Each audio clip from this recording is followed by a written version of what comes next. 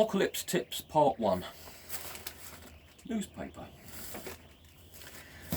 Newspaper makes it in at number 1. Not because it's the best, just because it's such an obvious thing to talk about. It's a free resource. I don't live in London anymore, but when I did, I used to pick up City AMs and Metros. They're free in every station.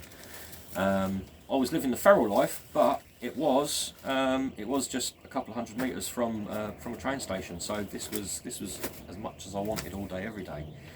And I was using it as fuel. The building that I lived in had intermittent electricity, so all of my heating and hot water came from a wood stove. I used to get tons and tons and tons of newspaper, put it all in the bath, fill it with cold water, get your shoes and socks off and start stomping on it, mash it all up like sort of a paper mache sort of thing. Take the plug out, drain off what you can, squeeze out the rest, and then I used a car jack with a couple of boards of wood.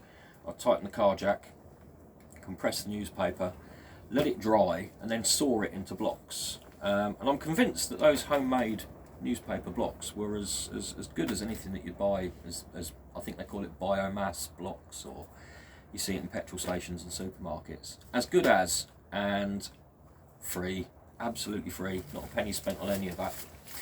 It must have saved me loads over the years, and it's efficient, it's good. It burns slowly, it burns hot. I actually found it burnt hotter than a lot of wood, because it would actually make the stove start to glow red. The actual iron stove would glow red, which you never got with wood. The newspaper blocks would make it do that. So it's really good stuff.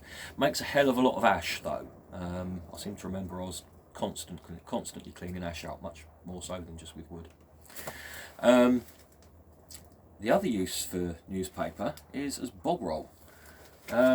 Anybody of a certain age might remember back in the 70s and 80s at school, they had really horrendous toilet paper. It wasn't even on a roll, it was in these sort of boxes. It was like tracing paper, and I think it was called Izal, I-Z-A-L. It was shiny and smooth, and it didn't clean anything, it just kind of smeared it up your cheeks, you know, it wasn't very good. Newspaper can be the same, but it doesn't take much. Roll it around a bit in your hands, and then I always found that the best thing to do was kind of roll it back on itself, this sort of motion. Oh, my hands are cold, they're not really gripping. That's it, it's not working with my cold dry hands, but you get the idea, you do that with it. It breaks all the fibres.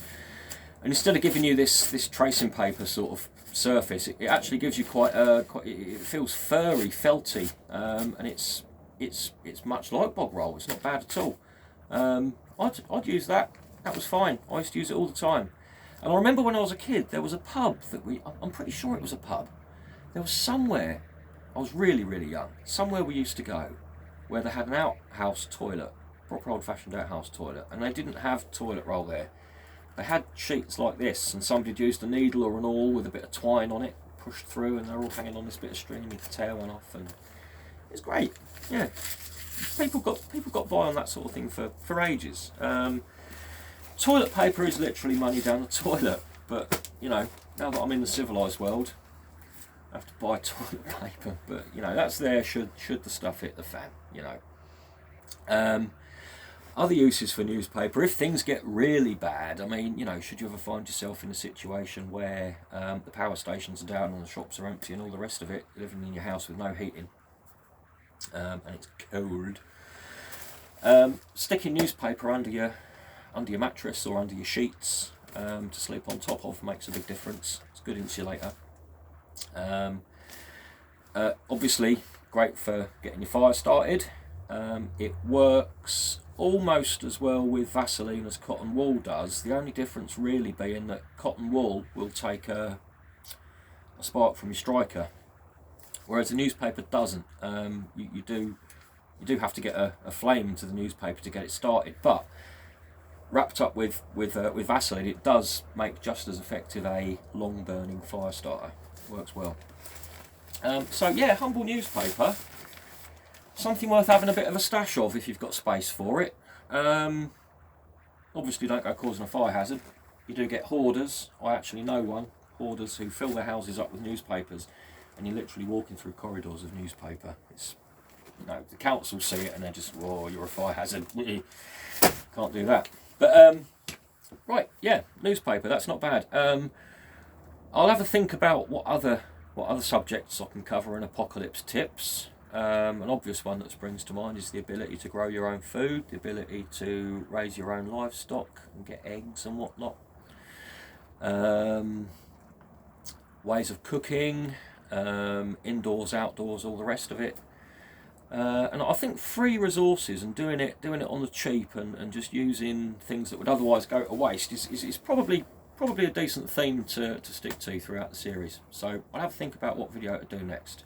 Hope you like that. Cheers.